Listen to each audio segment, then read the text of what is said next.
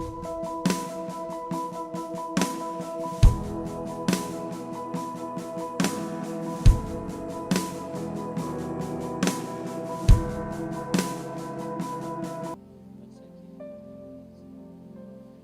dia.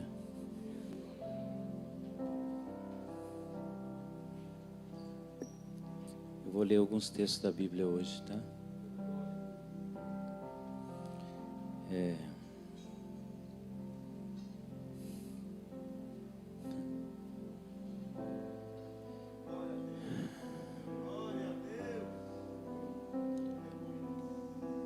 O que vocês ouviram aqui não foi da carne. Sabe que tem coisas que a gente ouve homens de Deus dizerem e a gente acredita que eles estão falando porque sentiram a emoção e você não falou da carne, irmão. Foi o Espírito Santo que te usou aqui poderosamente. E não era para a igreja se assustar com essas coisas, né, pastor? Que a Bíblia diz assim, o profeta diz que nos últimos dias Ele derramaria, o Senhor, do seu Espírito sobre toda a carne. Os vossos jovens terão visões, os velhos sonharão, e até sobre os servos e as servas derramarei do meu Espírito naqueles dias, diz o Senhor. Há uma relação profunda com as idades e o dom. Os jovens terem visões, porque jovens só acreditam no que vê. Então Deus daria sinais evidentes e você vai ver. Porque o jovem ele precisa ver, ele precisa testemunhar. Os velhos terão sonhos, porque os velhos param de sonhar. Então o Senhor devolveria o sonho, resgataria os sonhos. E foi o que Deus fez comigo ali agora. E até sobre os servos e servas derramarei do meu Espírito. Aquele que se sente pequeno seria colocado em papel de igualdade com todos. Não era para a gente se assustar com isso, mas a gente se assusta ainda. Algumas pessoas ainda perguntam por que alguém fala uma variedade de línguas que ninguém entende, né?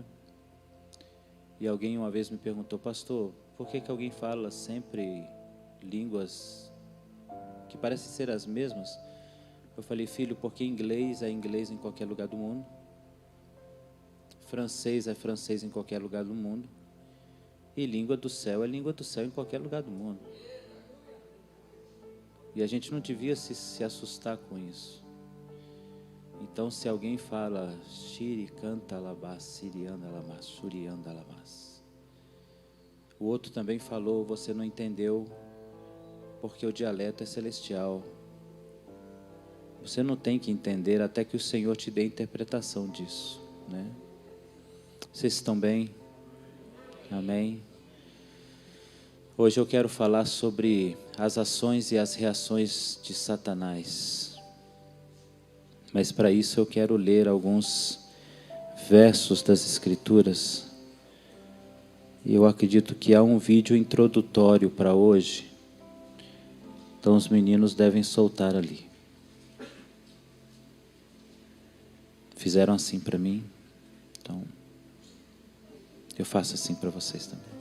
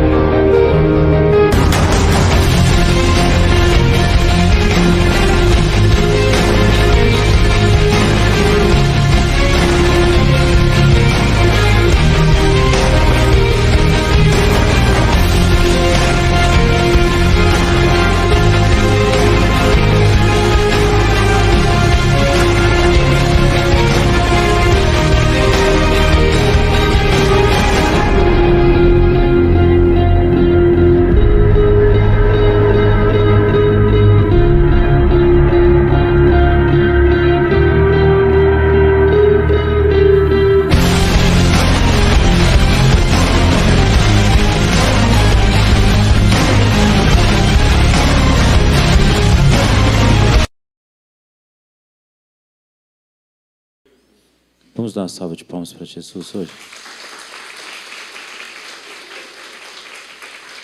Hoje eu quero falar com vocês sobre reações do inimigo diante de tudo que ele vem vivendo desde sua queda. Eu escolhi algumas imagens, eu preparei isso antes de vir para cá. E algumas imagens ali falam de reações que o inimigo terá durante esse período que a gente já identificou como período de tribulação. Nós estamos no período da tribulação para entrar no período da grande tribulação.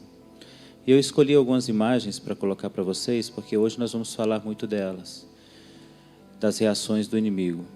Uma das reações do inimigo é a destruição do ecossistema. E no nosso planeta hoje, um terço do planeta, segundo a profecia, já foi destruído com fogo.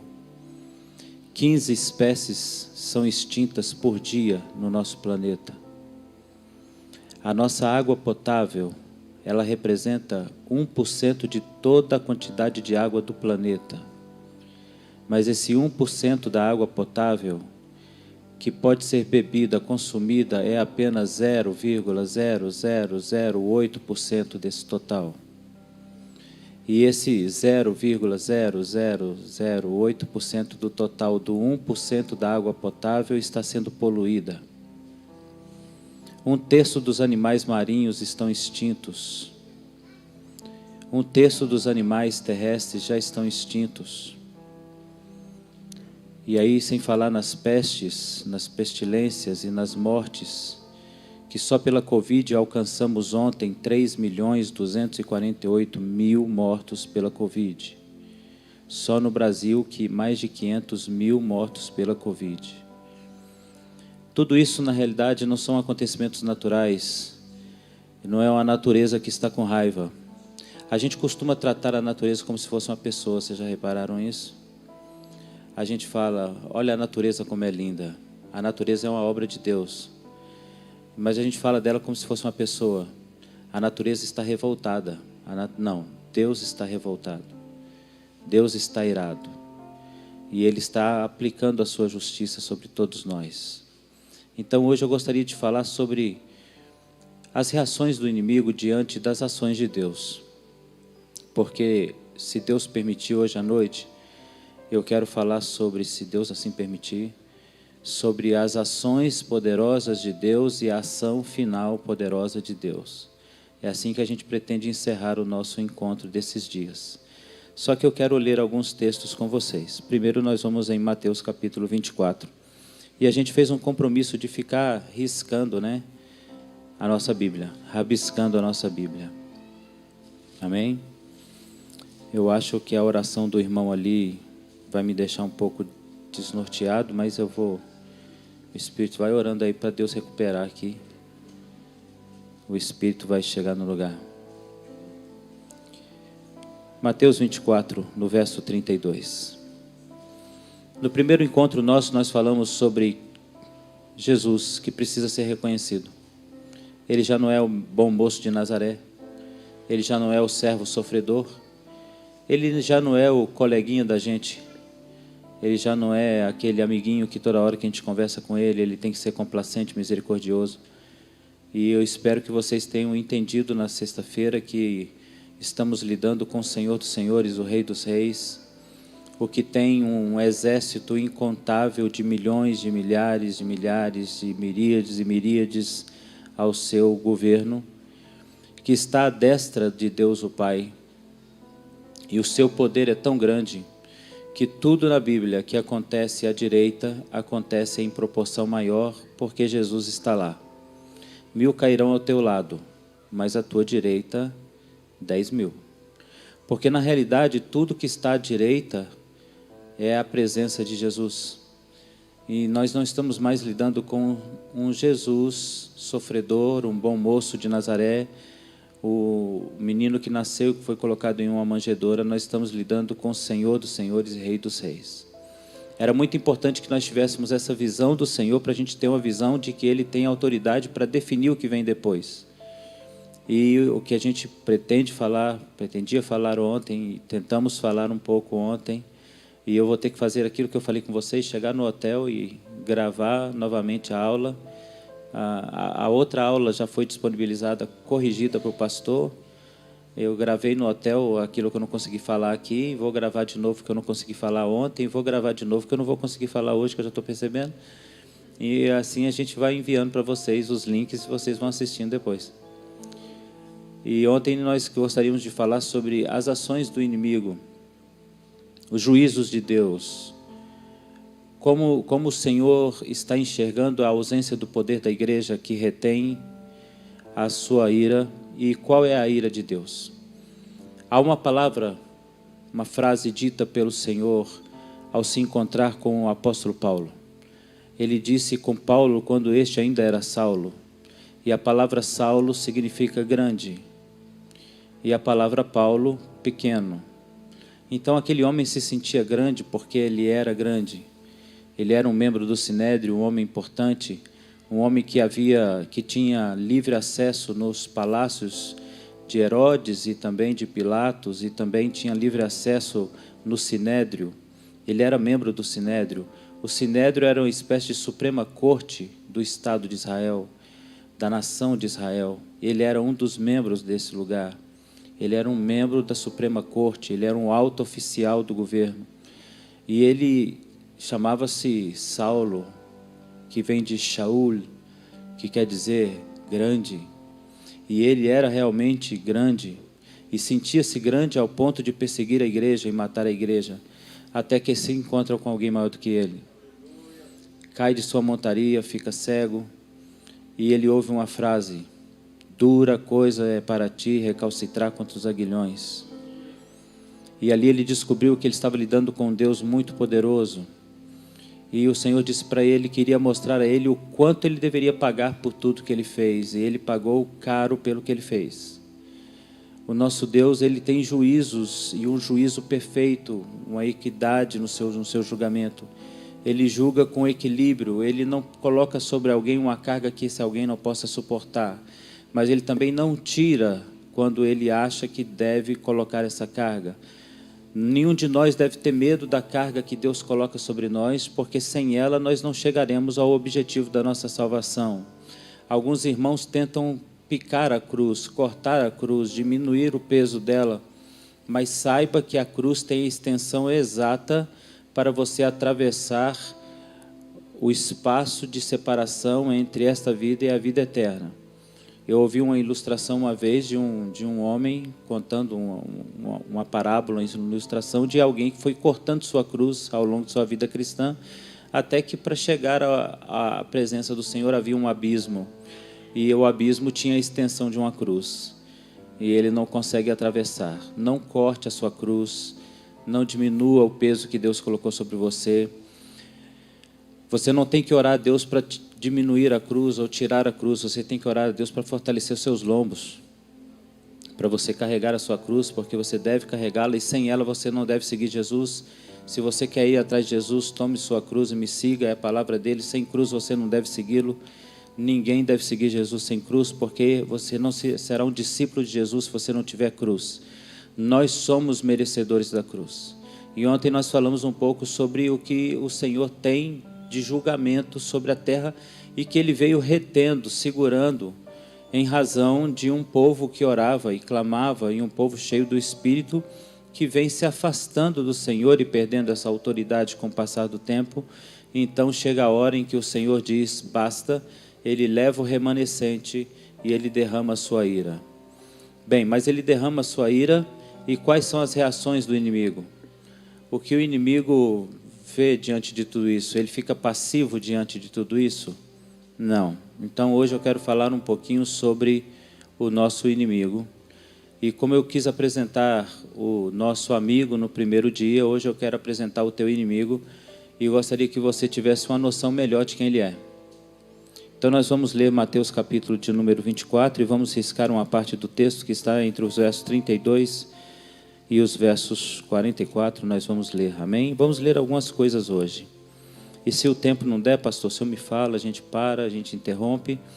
E eu, irmãos, olha, deixa eu dizer uma coisa para vocês, eu tenho um prazer tão grande de falar do amor de Deus. e de falar, eu me realizo pregando, eu me realizo ensinando a Bíblia. De fato me realizo. O pastor, meu coleguinha, a gente sai para comer uma coisinha e se bobear a gente vira à noite. Aí ele fala assim, estou te incomodando? Eu falei, não, a gente está tendo prazer, sabe? A gente está numa coisa prazerosa aqui. Para nós é igual jogar videogame, assistir um filme bom, né? Distrai a gente. E eu vou fazer uma proposta aqui. E não avisei pastor, não. Se tiver um grupo animado e a gente quiser discutir no meio da tarde, antes do culto, mais um restinho para acabar, a gente vem. Eu não tenho esse negócio, não. A gente chega um pouco antes do culto, para quem quiser vir um pouquinho antes do culto, e a gente tira as últimas dúvidas antes do culto começar. E eu estou aqui, estou firme e forte. Se vier 5, eu venho com 5, venho com 10, porque eu também não vou por multidão, não, irmão. E é tempo da igreja aprender que a multidão não representa santidade nem bênção. A multidão seguia Jesus, e a mesma multidão que seguia Jesus pediu a morte dele. Então, cuidado com multidão. Multidão não é sinônimo de bênção. Discípulo é sinônimo de bênção. E discípulos são poucos, né? Mateus,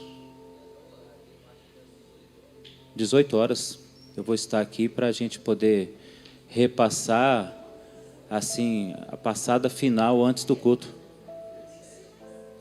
Mais cedo?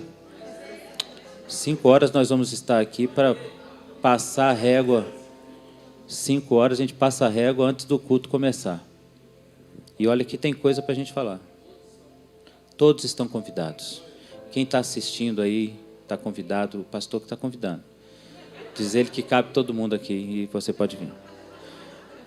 Mateus capítulo 24, e nós vamos ler do verso 32, e você vai marcando a hora que eu te pedi para marcar na sua Bíblia. Amém? Aprendei, pois, a parábola da figueira. Quando seus ramos se renovam, as folhas brotam, sabeis que está próximo o verão. Assim também vós, quando virdes todas essas coisas, sabeis que está próximo às portas. Quando virdes quais coisas? Risca isso aí. As coisas que nós devemos ver para a vinda do Senhor, que Ele está às portas, são aquelas que nós relatamos ontem e vamos relatar um pouco hoje. Assim também, versículo 34. Em verdade vos digo, não passará essa geração sem que tudo isso aconteça. Eu vou parar aqui para explicar. Porque fica parecendo que Jesus disse isso aos seus discípulos e isso não se cumpriu. Você tem essa sensação também? Muito crente tem essa sensação. Porque Jesus está fazendo um discurso, e é bom que você se lembre que não havia versículos e nem capítulos nesse discurso. Ele foi escrito de maneira cursiva, sem nenhuma pontuação. Isso foi colocado no século XVII, depois para uma facilitação do encontro das passagens bíblicas. Mas Jesus então faz um discurso contando todos os sinais do final dos tempos, e ele diz assim: em verdade vos digo, não passará esta geração sem que tudo isso aconteça. Os discípulos morreram e parece então que Jesus falsificou essa palavra. Então, abra um parênteses, escreva em algum lugar, na apostila que você tem. O que Jesus está dizendo é o seguinte: a geração que vir com seus olhos, todos os sinais relatados aqui, dentro do seu tempo de geração, essa geração é a que vai ver Jesus voltar nas nuvens. Então, vou repetir de outra maneira para você tentar entender. Jesus está dizendo uma série de sinais e acontecimentos, e ele diz: a geração que estiver viva, vendo todos esses sinais acontecendo, esta geração não morre sem ver o Senhor. Bem, uma geração na Bíblia são 70 anos. Ok? Então, e a gente pode considerar que no espaço de 70 anos nascem pessoas. Então, uma geração de 70 anos tem pessoas de 30, 40, 20, 15. As pessoas que desta geração viram esses acontecimentos previstos que a gente vai citar aqui, que já foram citados, essa geração não morre sem ver a volta do Senhor Jesus. Só há um problema: essa geração de 70 anos somos nós. E quando começou a contagem dos 70 anos, no ano de 1948, começou a contagem da geração dos 70 anos. E ela se efetivou no ano de 1967.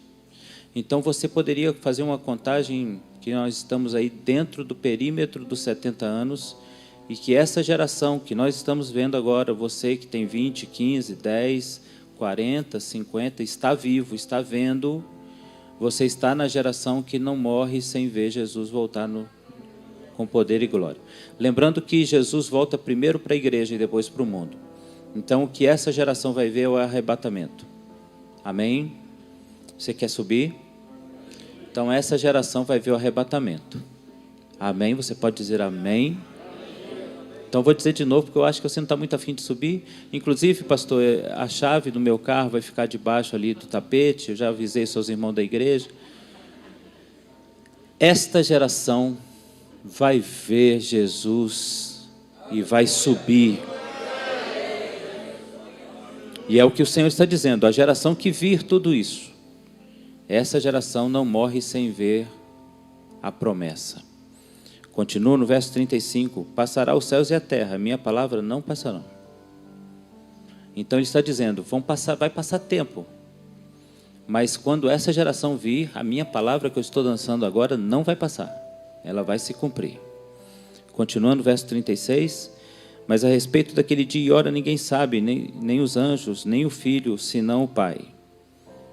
Risca aqui, senão, nem o Filho, porque o Filho aqui é em estado humano, é Jesus Cristo na condição de homem, segundo Filipenses 2 e Colossenses 2, ambos nos capítulos 2, verso 9, Jesus esvaziou-se de sua glória, assumindo forma humana, sendo homem do seu nascimento até a morte de cruz.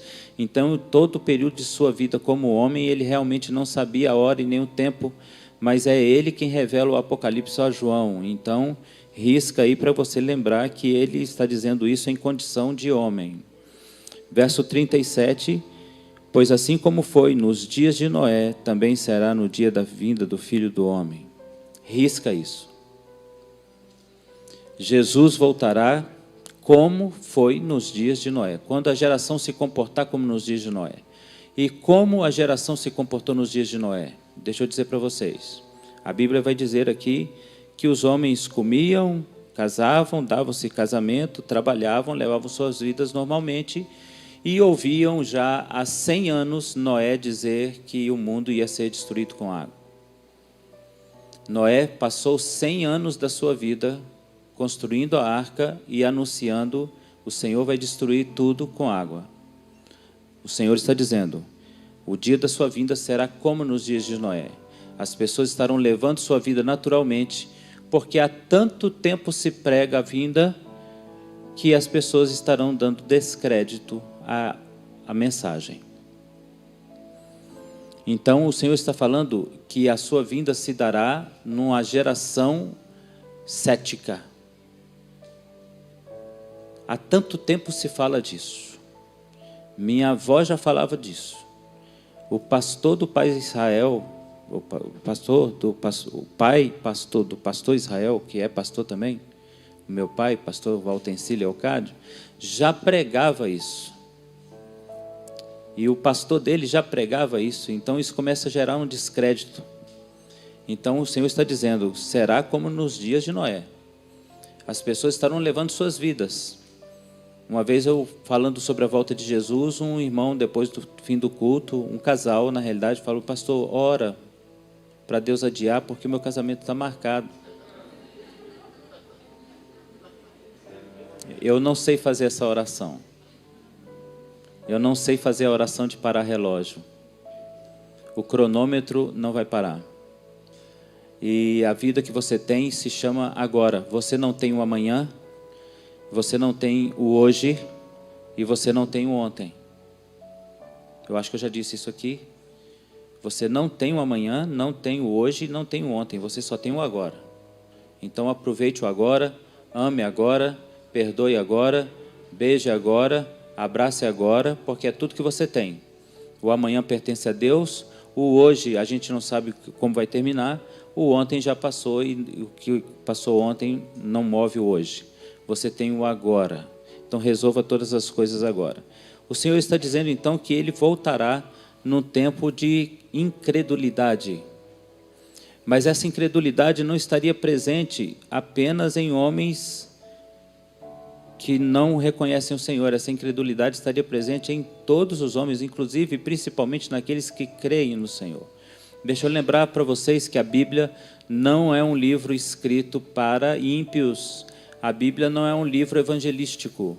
A Bíblia é um livro escrito para os crentes. É uma carta de Deus àqueles que creram. Logo, tudo que está nas Escrituras é o Senhor dizendo para aquele que crê. Essa mensagem é para mim e para você. Então veja que agora ele vai dizer uma coisa muito séria. Ele vai dizer que pessoas estarão juntas. E sendo juntas, uma será levada, a outra será deixada. E aí você sempre considera isso na possibilidade de, eu estou trabalhando com o ímpio, eu subo, o ímpio fica. O contexto do grego que é colocada essa frase são ambos no sentido de família. Então veja o que diz o verso de número 40. Estarão dois no campo. É a mesma palavra usada para casamento. Estarão um grupo familiar trabalhando. E aí diz, um será tomado, o outro deixado. Estarão duas pessoas trabalhando no moinho, uma será tomada, outra deixada. O Senhor está falando de uma família onde possa haver crentes e não crentes, ou ambos crentes, mas um não tão crente. E o crente sobe, o que não é crente fica. Eu quero ler agora com você Lucas capítulo 17. Então veja que nos dias de Noé, o que está em foco aqui é a incredulidade das pessoas. Amém? Agora você vai rabiscar mais um pouquinho sua Bíblia em Lucas no capítulo de número 17. E nós vamos ler dos versos 26 até o 30. Assim como foi nos dias de Noé, também será nos dias do Filho do Homem. Comiam, bebiam, davam-se em casamento, até um dia em que Noé entrou na arca, veio o dilúvio e destruiu a todos. Agora eu quero que você risque o verso 28. O mesmo aconteceu nos dias de Ló. Mas você vai perceber que não aconteceu o mesmo. Mas como assim, pastor? Vamos ler. Comiam, bebiam, compravam, vendiam, plantavam e edificavam. Vamos ler o 27? Vamos ler o 27? Comiam, bebiam, casavam e davam-se em casamento. Vamos ver o 28? Comiam, bebiam, compravam, vendiam, plantavam. Onde é que está o casamento? O Senhor está falando que a sua vinda se dará também em uma época em que o casamento é uma instituição falida.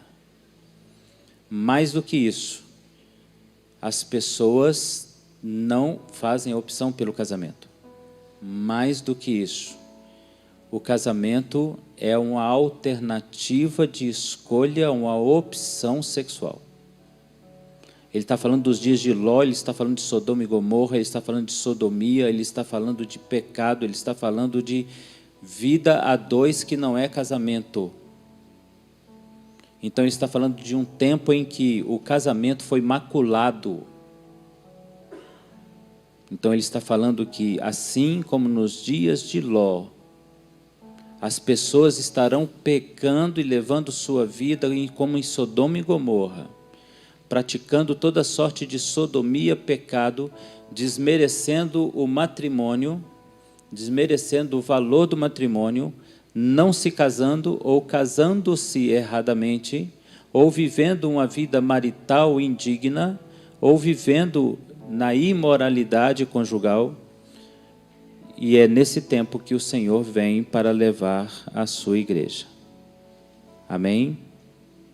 Agora nós vamos ler mais uma passagem das Escrituras que está em 1 João, no capítulo de número 1. 1 João, no capítulo de número 1, no versículo de número 1. Eu estou tentando situar vocês no tempo aqui, tá bom? Vamos lá. 1 de João, capítulo 1, no versículo de número 1.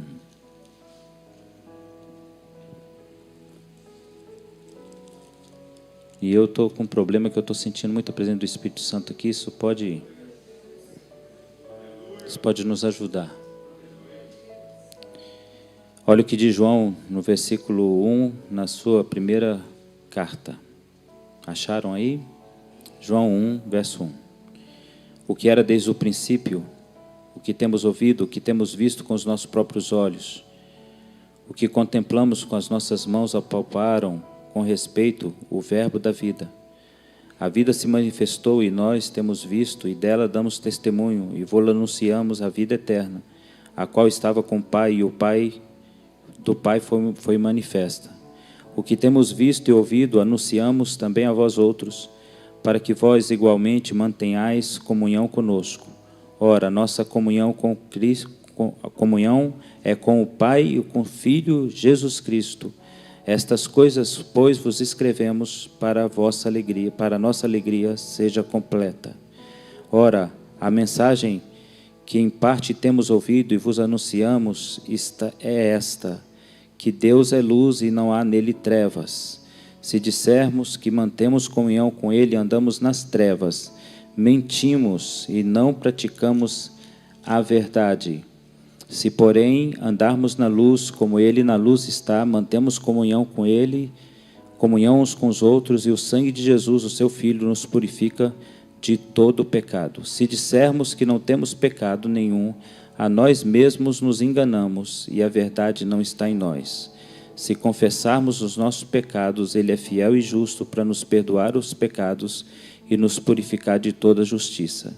Se dissermos que não temos pecado, fazemos-nos mentirosos e a sua palavra não está em nós. O que isso tem a ver com a volta de Jesus e com o que nós vamos falar aqui agora? Nós vamos fazer apontamentos de verdades, onde muitos crentes, por serem religiosos, têm a tendência de dizer: isso não diz respeito a mim. Isso não diz respeito a mim. Eu acabei de falar com vocês que Jesus voltará num tempo em que o casamento será maculado. E aí alguns crentes dizem: graças a Deus isso não diz respeito a mim. Depende. Depende se o seu casamento é feito em duas pessoas, homem e mulher. Começa por aí. Continua se o seu casamento é apenas entre homem e mulher. Se você não tem incluído uma terceira pessoa nesse casamento. Na sua mente ou por meio da sua TV.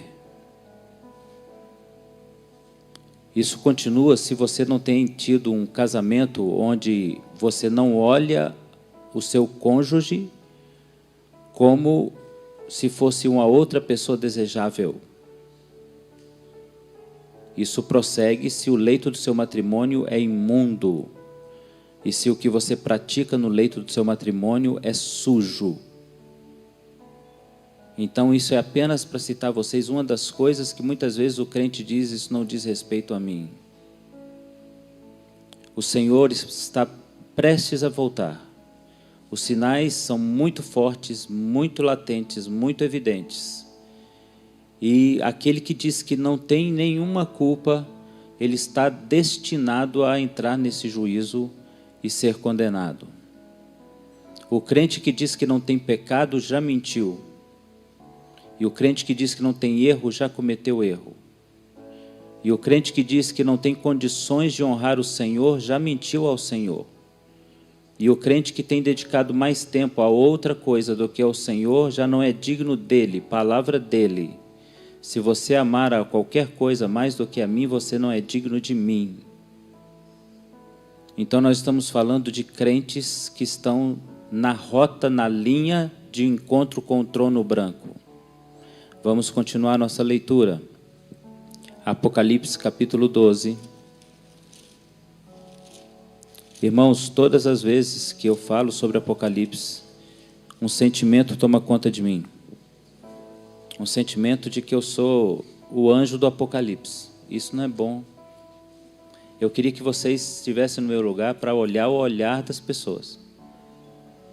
Porque a sensação que a gente tem é que a gente veio como o anjo do Apocalipse para trazer aquela mensagem. As pessoas vão fazendo assim, alguns vão fazendo assim, outros vão desviando o olhar. Mas eu quero te dizer uma coisa. Bem-aventurados que ouvem isso, porque terão tempo para se consertar. A palavra do Senhor diz que o Senhor vem como um relâmpago, que sai do Oriente e se mostra no Ocidente.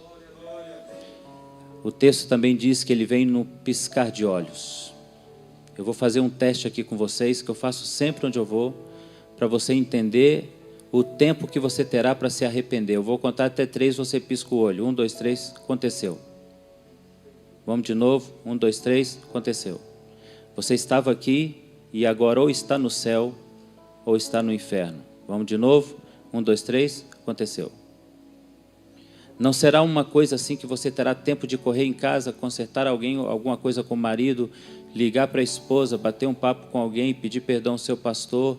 Será como um relâmpago que sai de um ponto e se põe no outro, como um piscar de olhos. Vamos fazer o teste de novo para ver se dá tempo de você pedir perdão que você tem que pedir hoje. Vamos lá? 1, 2, 3, aconteceu. Você estava aqui e agora você está na glória, vendo o Senhor dos Senhores, o Rei dos Reis, andando em ruas de ouro, caminhando ao lado de anjos, de Abraão, Isaque, Jacó, e dos patriarcas, de Paulo, Pedro, João, dos anciãos, os seres viventes, adorando, ouvindo cânticos celestiais, o coral celestial ou não. Então você tem que decidir isso agora. Então agora eu quero discutir com você quando começou o fim. Anota isso aí na sua Bíblia. Ou aonde você tem aí. Quando começou o fim? O fim começou em Apocalipse capítulo 12. No verso 7. Houve uma peleja no céu. Miguel e seus anjos pelejaram contra o dragão. Também pelejaram o dragão e seus anjos. Todavia não prevaleceram, nem mais se achou no céu o lugar deles. E foi expulso o grande dragão, a antiga serpente que se chama Diabo, Satanás, o sedutor de todo mundo. Sim, foi atirado para a terra com ele e os seus anjos. Quando é que começou o fim? Quando Satanás, então chamado Lúcifer, decidiu no seu coração se levantar contra Deus. Naquele momento não havia iniciado nenhum processo de fim de governo do diabo, porque não havia diabo. Havia um ungido querubim que servia ao Senhor com um coração tendencioso, com um coração malicioso, com propostas no seu coração de tirar o Senhor do trono, e o Senhor, sabendo das intenções do seu coração, quis apaziguar o seu coração, dando a ele um reino. Olha o coração do nosso Deus. Ele olha para a sua criatura, vê erro nele, mas vê que o grande erro dele está firmado no desejo de governar. Então ele pega um reino e dá a ele para que ele governe sobre esse reino, para que ele tenha paz. Mas ele não tem paz. Ele não quer um reino, ele quer o reino. Ele quer o trono. Então aí ele se levanta contra o Senhor.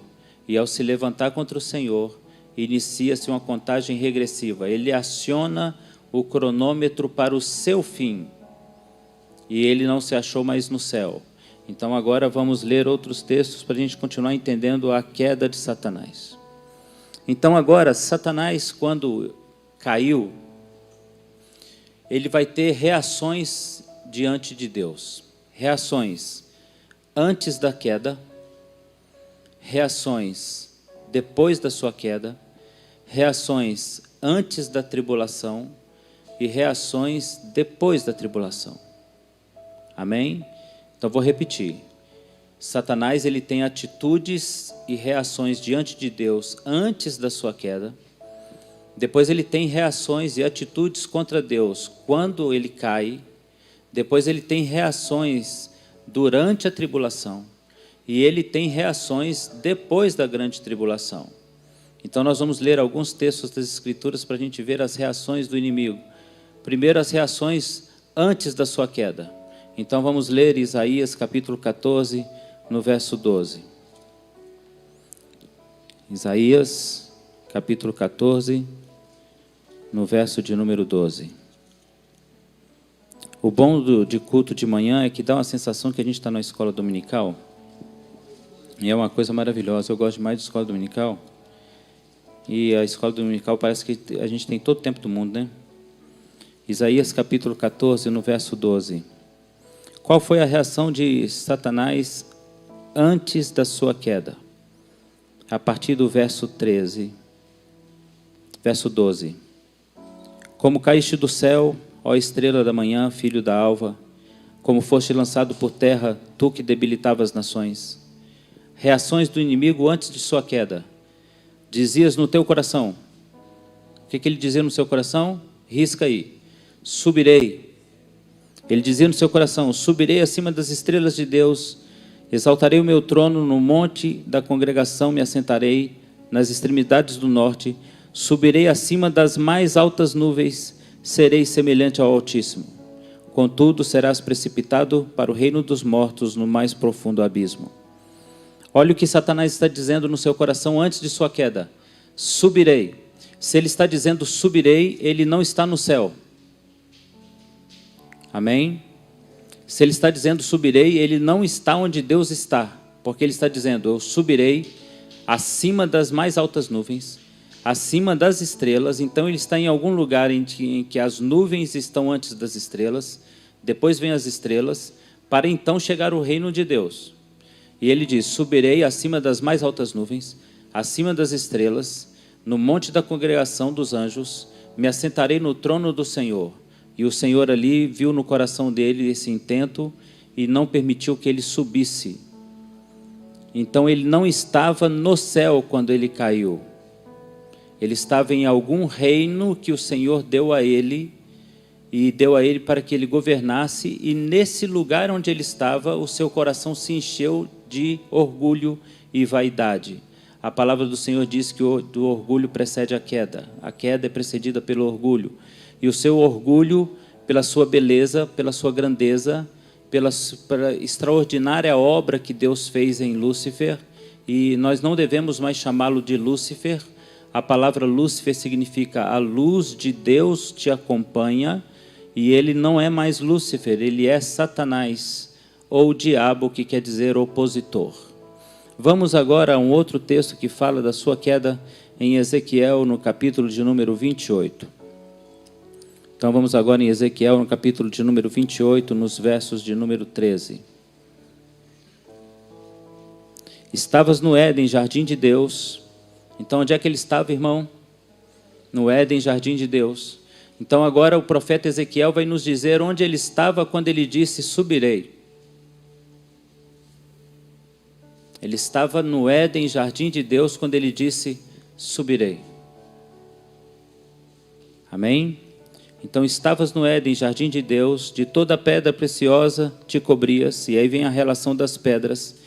Verso 14, tu eras querubim ungido da guarda, te estabeleci e permanecias no santo monte de Deus, no brilho das pedras andavas. Agora olha para mim, ele estava em um reino cheio de pedras minerais, pedras preciosas, que só existem no planeta Terra. Mas a Bíblia já disse que ele estava no Éden, quando ele disse, subirei. E a Bíblia diz que ele andava sobre pedras afogueadas. Isso significa que a sua luz, emitida nas pedras preciosas, acendiam essas pedras. Então é como se as pedras virassem fogo, ou lâmpadas acesas ao redor dele. Imagina a beleza desse camarada. E a luz que irradiava dele refletia no berilo, no ônix, no diamante. Você percebe isso? E ele está andando, e quanto mais ele anda, a luz que está nele, refletida, chama a atenção dele para ele mesmo. E agora eu quero dizer uma coisa e abrir um parênteses para você, porque eu não consigo falar de escatologia sem pregar também. Nós temos um sopro do inimigo que nos acompanha sempre que recebemos de Deus algum dom. O nosso dom emite raios de Deus. E aí nós começamos a nos orgulhar dos raios de Deus que saem de nós. E eles começam a refletir em vidas. E nós começamos a achar que nós somos responsáveis pelo brilho da vida das pessoas. E quando nós começamos a ter essa sensação, a nossa ruína está traçada. Quando um adorador começa a cantar e o som da sua voz, que vem de Deus, reflete no outro como a luz de Deus, toca o seu coração e o transforma, e ele diz, eu sou o cara, começou ali a sua ruína. Quando o pregador prega a palavra, abre um texto, lê uma coisa que todo mundo leu e mostra para ele que existe uma coisa ali que ele nunca viu, ele diz, uau! A luz reflete, o dom da palavra reflete. E quando o pregador vê esse brilho no olhar do irmão e diz, eu sou o pregador, começou a sua ruína. Eu costumo dizer sempre assim, irmãos, é fácil saber quando eu preguei. É quando foi ruim demais. Naquele dia eu subi sozinho, o Papai do Céu não quis ir comigo. E no dia que eu subi foi bênção demais, não me aplaudam porque eu não fiz nada, o mérito não é meu. Quando eu prego e alguém fala, pastor, me passa o seu esboço, eu falei, claro, meu filho, não é meu. O esboço é da Bíblia. Se enquanto você pensar como Lúcifer, a queda está determinada para você. E olha o que diz o verso que nós estamos lendo, o verso de número 13. Estavas no Éden, versículo 14, eras querubim ungido da guarda. Versículo 15, perfeito eras nos teus caminhos, até que em ti desde o dia em que foste criado, até que se achou iniquidade em ti, e na multiplicação do teu comércio, se encheu o teu interior de violência e pecaste, pelo que te lançarei profanado fora do monte de Deus, te farei perecer, querubim da guarda, em meio ao brilho das pedras. O Senhor destruiu o lugar onde ele estava e tornou tudo debaixo dos seus pés em cinzas. Gênesis 1, versículo 1 para o versículo 2. Bereshit bara Elohim et hashamayim ve'et haaretz. No princípio criou Deus os céus e a terra. Versículo 2, a terra se encontrou sem forma e vazia. Entre o verso 1 e o verso 2, alguma coisa destruiu esse planeta. Os cientistas têm nome para isso. E isso realmente aconteceu. E onde ele estava foi destruído, completamente virou cinzas. O que estava acima da terra, as pedras preciosas, foram parar debaixo da terra. O núcleo da terra virou um centro efervescente, porque o fogo do Senhor consumiu o reino de Satanás. E Deus tirou dele e deu para outra criatura, feita a sua imagem conforme a sua semelhança. E isso para ele foi inaceitável. Essas são as ações do diabo antes de sua queda. Agora vamos para as ações do diabo depois de sua queda. Apocalipse capítulo 12. Eu mudei um pouco a metodologia, vocês devem ter percebido do primeiro dia para cá, irmãos. Porque eu acho que era preciso mesmo mudar a metodologia. Apocalipse capítulo 12, no verso de número 15. Achou? Apocalipse 12, verso 15. Ações do diabo depois da queda. Depois que ele cai, ele tem um só objetivo. Porque quando ele cai, o cronômetro do seu fim foi acionado. Ele sabe que ele tem tempo para acabar. O que você faria se você soubesse quanto tempo você tem de vida? Pensou aí? Você procuraria fazer tudo aquilo que é o seu sonho. Qual é o grande sonho de Satanás? Ser Deus. Então o que ele vai fazer agora para concluir o seu sonho, sabendo que pouco tempo ele tem? Tudo possível para ser Deus para alguém ou para alguns. Então em Apocalipse capítulo 12, no verso de número 15, diz assim: então a serpente arrojou a sua boca atrás da mulher, água como o rio, foi fazer guerra como se fosse arrebatada pelo rio. Foi fazer com ela como se fosse arrebatado pelo rio. A terra, porém, socorreu a mulher. Agora vamos voltar no verso de número 9. Foi expulso o grande dragão, a antiga serpente que se chama Diabo, Satanás, sedutor de todo mundo, foi atirado para a terra e com ele os seus anjos. Quantos dos anjos foram atirados à terra juntamente com ele? Verso 4 do capítulo 12. A sua cauda arrastava 1/3 das estrelas do céu. Ele caiu com 1/3 dos anjos criados.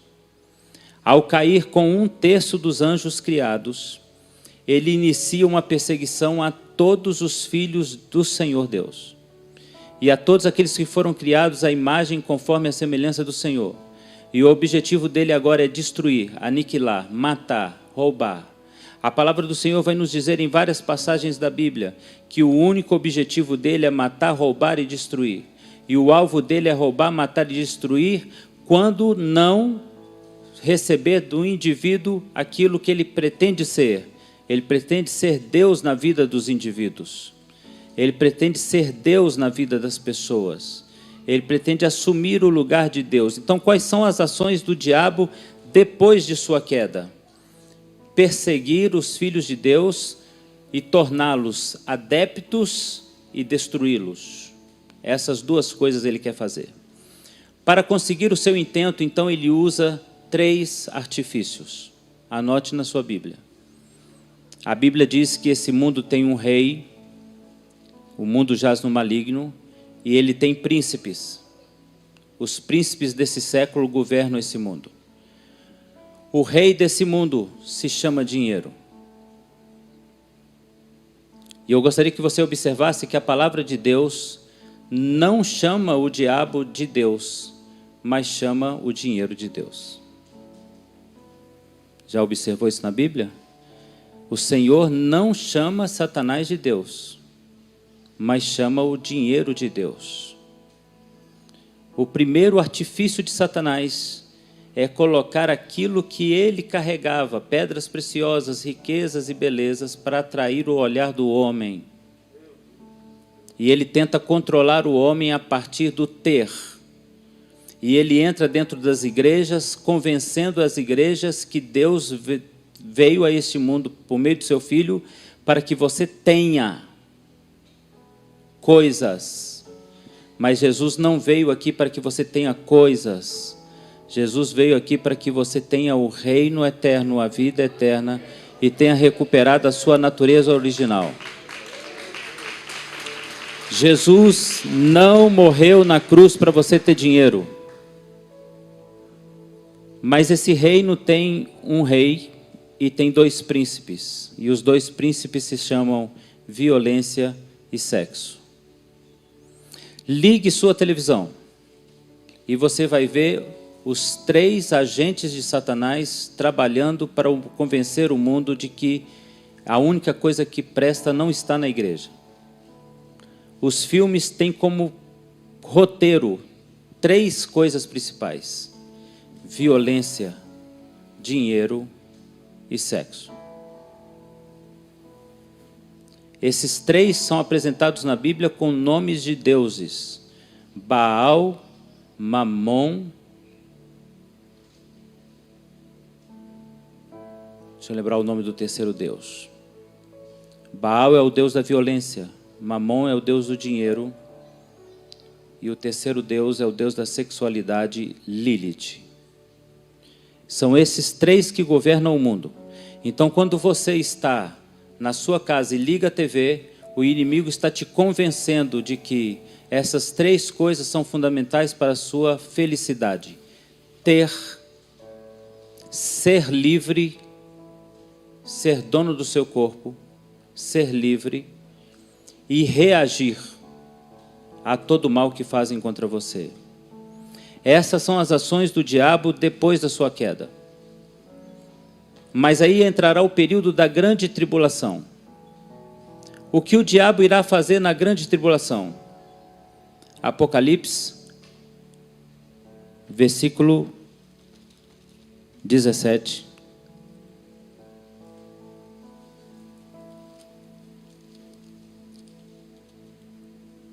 Apocalipse, capítulo 13, perdão. Apocalipse, capítulo 13. Vi emergir do mar uma besta que tinha 10 chifres, 7 cabeças, e sobre chifres 10 diademas. A besta que vi era semelhante ao leopardo, e aí vai apresentar a semelhança desse animal. E vi como de uma de suas cabeças, como golpeada para a morte, ferida, mortal, mas foi curada. Versículo 4, agora vem o segredo. E adoraram o dragão, porque o dragão deu sua autoridade à besta. Agora vamos voltar ao capítulo 12.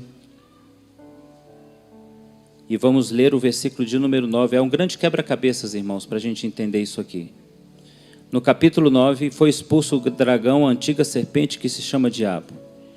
Voltando ao capítulo 13, a besta deu o seu poder, o dragão deu o seu poder ao anticristo. Então ele vai escolher um indivíduo que recebe das nações, dos povos, respeito e adoração, e ele vai dar do seu poder para esse indivíduo governar e chamar a atenção do mundo para si, e ele vai possuir esse indivíduo para que no indivíduo ele seja adorado como Deus. Ele vai fazer isso durante a grande tribulação. Agora eu quero chamar a sua atenção para o capítulo 12, no verso 9. Foi expulso o dragão, a antiga serpente. Olha para mim. No Éden, o inimigo aparece para o homem como uma serpente.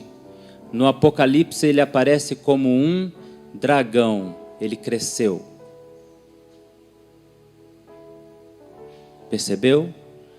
Ele aparece como uma serpente e no Apocalipse ele aparece como um dragão. Quem fez ele crescer? Os homens. A humanidade foi dando a ele poder, liberdade, e aquele simples animal singelo que conversava com Eva se transforma num grande, majestoso animal terrível, de tão terrível que ele é e amedrontador que ele é, ele se camufla atrás de um personagem simpático chamado Anticristo. Vocês estão entendendo isso? Para eu mostrar os slides e às 5 horas da tarde a gente encerrar, vocês têm que entender o que a gente está contando aqui agora.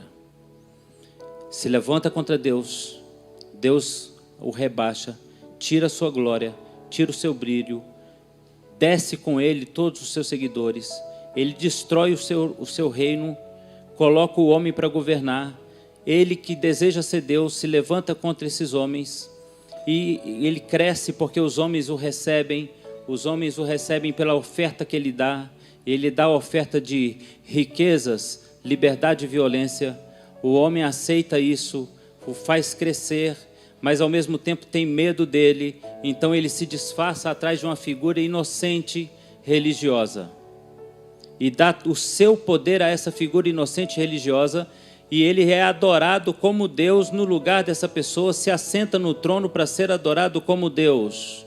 E isso acontece no Vaticano.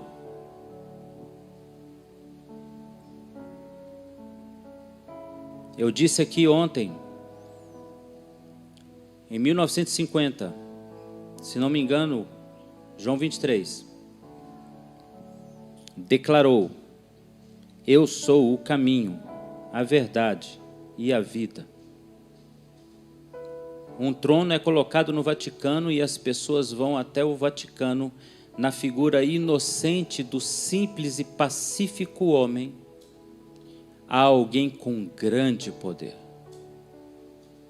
mas a imagem é de passividade, é de bondade, é de misericórdia.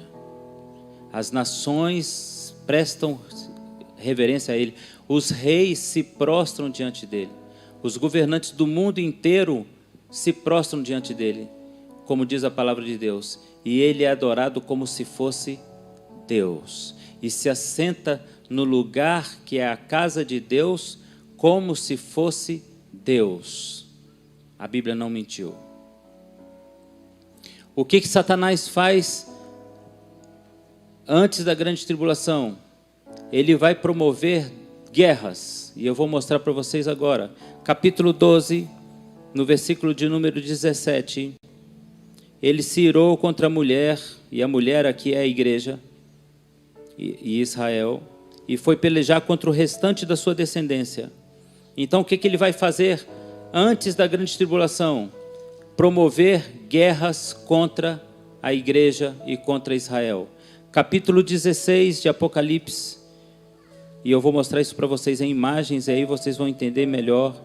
No versículo de número 12, nós vamos ler a seguinte palavra: derramou o sexto anjo a sua taça sobre o rio Eufrate, cujas águas secaram, para que passassem ali o caminho dos reis que vem do lado do norte. Então vi sair da boca do dragão, da boca da besta, o falso profeta, 3 espíritos imundos semelhantes a rãs. São os espíritos de demônios, operadores de sinais, que se dirigem aos reis do mundo inteiro para a fim de ajuntar para a peleja do grande dia, do grande Deus Todo-Poderoso. Eis que vem como vem o ladrão, e bem-aventurado aquele que vigia e guarda suas vestes, para que não ande nu e não veja a sua vergonha. Então se ajuntaram no lugar que em hebraico se chama Armagedon. O que o inimigo vai fazer durante a grande tribulação? Enganar o homem, se colocar atrás de um disfarce de um homem bom, ser adorado por este homem, convencer Israel de que ele é um homem bom e de que quem o governa não é o outro senão Deus. Ele vai ser adorado pelo mundo, adorado por Israel, e ele vai provocar 2 guerras. Uma guerra se chama Guerra do Ciúme, e a outra guerra se chama Guerra do Armagedon, onde 200 milhões de soldados marcharão no leito do rio Eufrate seco para a guerra que será travada no Meguido. E por fim, o que ele vai fazer depois da grande tribulação? Porque depois da grande tribulação ele é preso, e diz a palavra de Deus em Apocalipse capítulo 20, no verso de número 7, o que ele vai fazer depois da grande tribulação. Então essas são as reações do diabo. Apocalipse capítulo 20, a partir do verso 7. Quando, porém, se completarem os 1000 anos, Satanás será solto da sua prisão, é o mesmo que diz em Ezequiel capítulo 39. Sairá a seduzir as nações que há nos 4 cantos da terra, Gog e Magog, a fim de reuni-las para a peleja, e o número deles é como a areia do mar. Eles marcham sobre a superfície da terra, sitiam o acampamento do santo, a cidade querida, que desceu do céu, o fogo e os consumiu. O diabo, o sedutor deles, foi lançado para dentro do lago de fogo e enxofre. E agora eu quero que você risque isso aí na sua Bíblia. Lago de fogo e enxofre. O que Satanás fez antes da sua queda? Desejou ser Deus e seduziu 1/3 dos anjos criados. Fez comércio com eles, ofereceu lugar para eles, posição, para que eles tomassem o seu lado. A sua beleza e a sua glória chamava a atenção dos outros anjos, pelo que os outros anjos o seguiram. Foram vencidos por Deus. O seu reino, onde ele estava, quando ele decidiu se levantar contra Deus, foi destruído. Então agora vem a sua obra depois da sua queda. Ele se levanta contra toda criatura que se parece com Deus, e ele quer ser Deus no lugar de Deus diante dessas criaturas. Ele quer ser adorado por essas criaturas. Ele usa os seus artifícios de sedução, ele convence essas pessoas, se disfarça atrás de uma figura de boa gente, coloca sobre ele alguém importante, reúne os reinos para adorar essa boa pessoa, e ele então é adorado no lugar que Deus deveria ser adorado. Ele é adorado no lugar onde Deus deveria ser clamado, em uma igreja onde se diz cristã, onde o Deus é Jesus Cristo, o Pai e o Espírito Santo, mas quem é adorado é ele em figura de outra pessoa que se chama Vicarius Filii Dei, o substituto do Filho de Deus. Depois disso, o Senhor destrói a ele e a todos os seus, o lança em prisões. Quando ele sai das prisões, ele reúne um novo exército e faz a guerra de Gog e Magog. Então o Senhor pega a ele, a todos os seus novos adeptos, aos antigos adeptos, aos demônios, e os lança no lago de fogo e enxofre. Então deixa eu dar para você duas notícias. O inferno, o paraíso não é o lugar definitivo do crente, e o inferno não é o lugar definitivo do condenado. Anote isso aí. O paraíso não é o nosso lugar definitivo, é o nosso lugar de aguardo. É a nossa parada para a festa. O paraíso é o lugar onde nós vamos aguardar o lugar definitivo que se chama morada eterna de Deus. Há um lugar melhor do que o paraíso para aqueles que foram salvos. O inferno não é o lugar definitivo para o condenado, porque o condenado, depois do inferno, ele será lançado no lago de fogo e enxofre. Então agora eu gostaria de mostrar para vocês algumas imagens. Vamos ver se a gente consegue mostrar essas imagens. Se eu consigo acionar aqui. Eu não estou conseguindo passar, então gostaria que os meninos passassem a primeira imagem para que vocês voltassem lá nos primeiros slides, por favor, meninos. Vocês que estão aí controlando o computador, se puderem voltar nas primeiras imagens do slide. Eu gostaria de mostrar para vocês o Meguido, o lugar da guerra do Armagedon. Então volte os slides, isso. Próxima imagem, por favor. Antes da queda, depois da queda, durante a tribulação e após a tribulação. 4 ações do diabo. Posso acionar? Antes da queda, ele usa o mal virtual, ele faz oposição ao Senhor e faz uma rebelião no céu. Depois da queda, ele promove a queda do homem, promove a incredulidade humana, persegue Israel e a igreja, promove a apostasia. Na grande tribulação, ele levanta o seu escolhido para enganar as nações, levanta as nações contra Israel, levanta o homem em rebelião contra Deus, e ele será solto depois de 5 meses para atormentar o homem durante a grande tribulação. A última ação de Satanás na grande tribulação é promover o controle mundial. E é isso que eu gostaria de mostrar para vocês agora. O diabo precisa de um artifício, ele precisa manter o controle mundial. Quem está com o celular na mão? Levante aí para eu ver. Eu não vou perguntar quem está com Bíblia não, porque é um número menor talvez. Quem está com o celular na mão, levante aí. Amém. Esse celular funciona hoje porque existem no espaço 1.800 satélites funcionando para que toda a tecnologia dos seus aparelhos funcionem.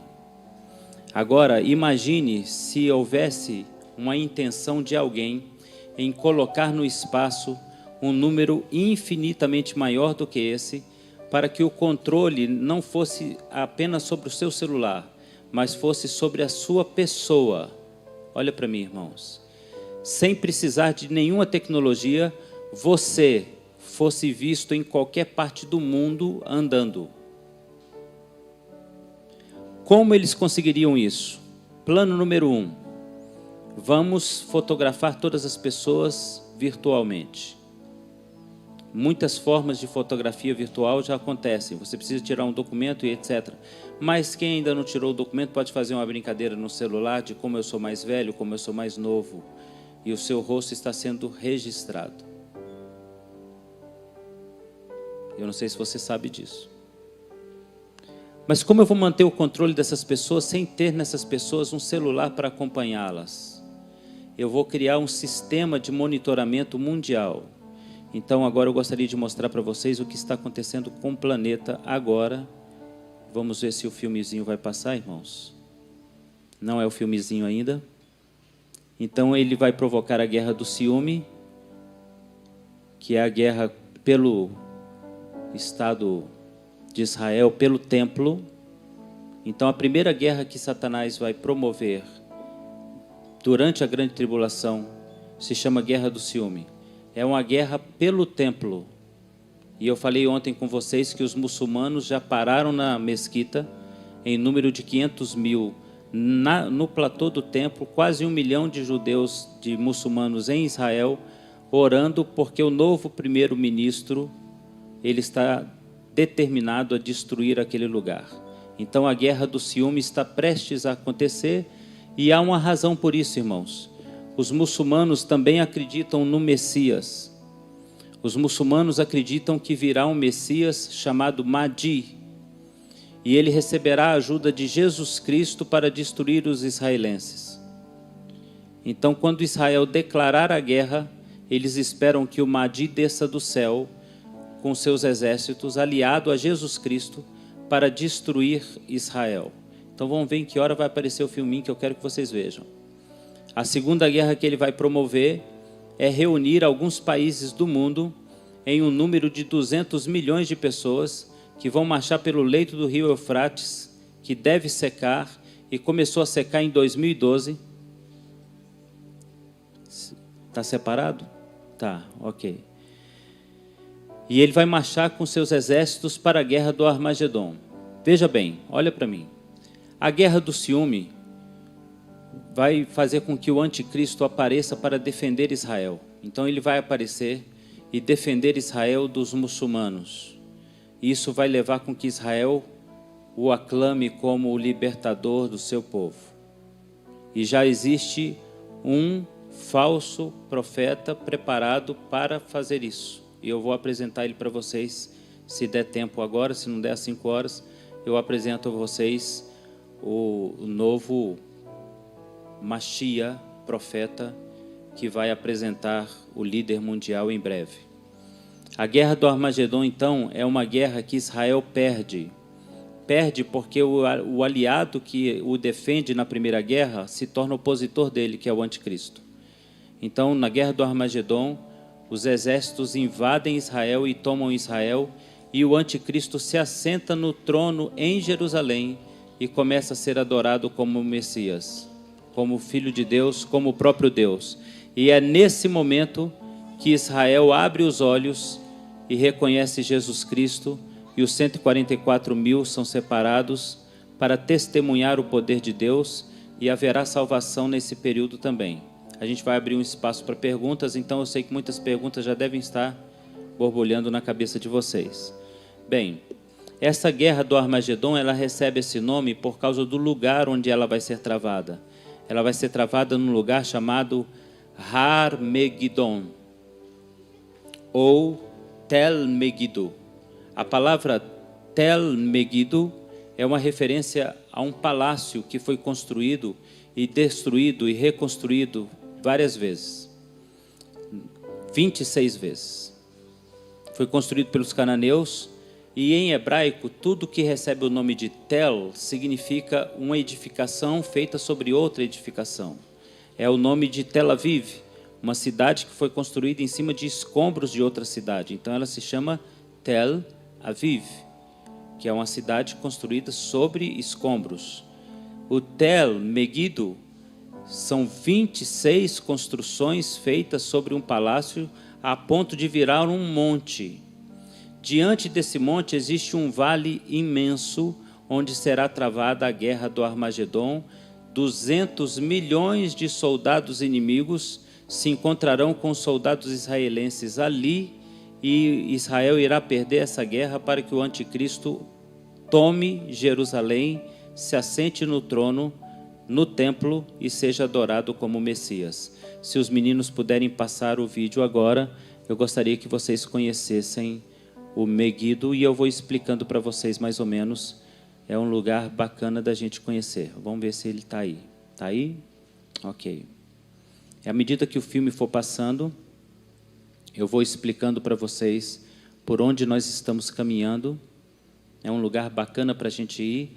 Eu estou vendo com o coleguinha da gente fazer uma caravana, eu e meu amiguinho, e a gente vai levar um monte de amiguinho para a gente conhecer, antes do anticristo aparecer, para a gente conhecer esses lugares bacanas. Por que esse lugar foi escolhido para a guerra, irmãos? Porque os montes que cercam o Megiddo são os montes onde apareceram a luta do bem contra o mal. Em um monte é o monte onde o Senhor Jesus transfigurou, mostrando a luz contra as trevas. Em outro monte, ao lado, é o monte Muraca, onde Elias fez o fogo cair do céu e venceu os profetas de Baal. Do outro lado é o monte de Débora, onde houve a batalha contra Cícera. Então aquele lugar é conhecido como o Vale da Batalha do Bem e o Mal. Por isso a guerra será travada lá. Se os meninos conseguirem passar o vídeo... Tá, eu espero.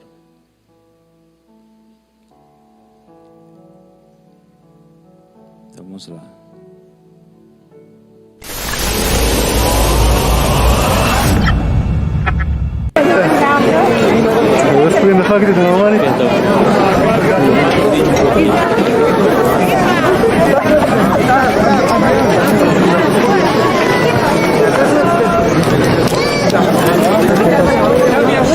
Errado, pois é ao vivo, né, irmãos? Vocês vão ver agora o Salomão e Yehuda. Salomão e Yehuda, também conhecido como Yenuca, ele tem sido considerado em Israel o Messias. Só que ele mesmo diz que não é o Messias. Ele diz que é o profeta do Senhor para uma grande missão de libertação de Israel nesses dias. Você vai ver uma cena dele chegando no Monte das Lamentações e uma multidão cercando ele para tentar tocar nele a figura semelhante de Jesus Cristo. Por onde ele anda, milhares de pessoas andam atrás dele, tentando tocar nele e ouvir os seus sermões, pastor. Salomão e Yehuda é o nome desse indivíduo. Ele tem 34 anos, tem 4 filhos, mora em Jerusalém. Ele nasceu próximo dos Emirados Árabes, viveu na Europa e é considerado o mais sábio rabino de todos os tempos. E é visto pelos rabinos mais velhos em Israel como o Messias. E eu não sei se vocês entendem, a figura do Messias não é a figura do Salvador, é a figura do profeta. Então, se ele for a pessoa que nós estamos esperando, ele vai dizer quem é o anticristo. Então agora você pode soltar o vídeo. Então vocês vão estar assistindo ele chegando no Muro das Lamentações. E a multidão cercando ele, e eu vou deixar o áudio para que vocês possam ouvir as pessoas gritando, querendo tirar uma foto com ele, querendo aparecer ao lado dele, porque ele é a figura do Messias. Em Israel hoje, ele é o Messias que chegou, que está lá. E eles estão aguardando o Messias há 19 séculos, que eles aguardam que o Messias apareça em Israel. E ele apareceu agora. Então vamos ver se o vídeo sai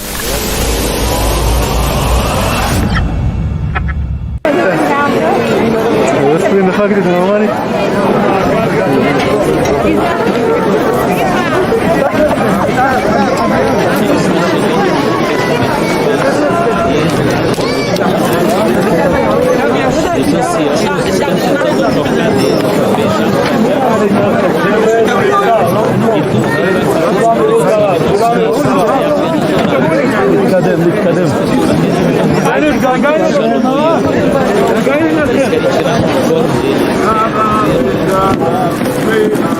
e agora todos estão observando o Salomão para aprender com ele.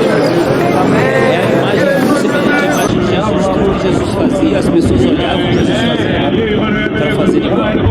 Salomão e Yehuda é esse jovem que está se balançando em orações religiosos. Veja que esse que está sacudindo com um livrinho na mão, com um chapéu, é o Salomão e Yehuda.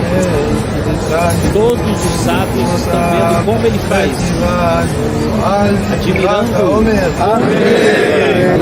como ele ora.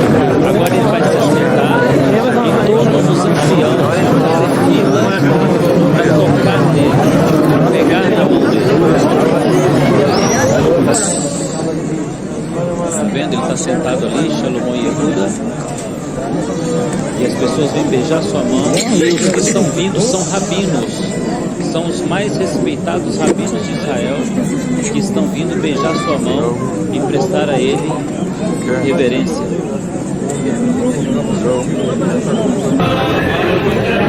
Você está vendo os anciãos, rabinos ortodoxos,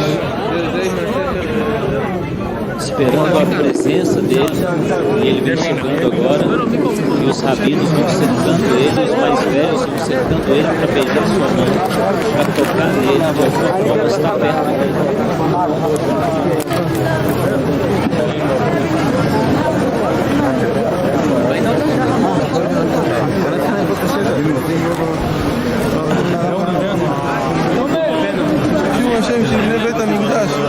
Esse é o Salomão Yehuda. Esse jovem.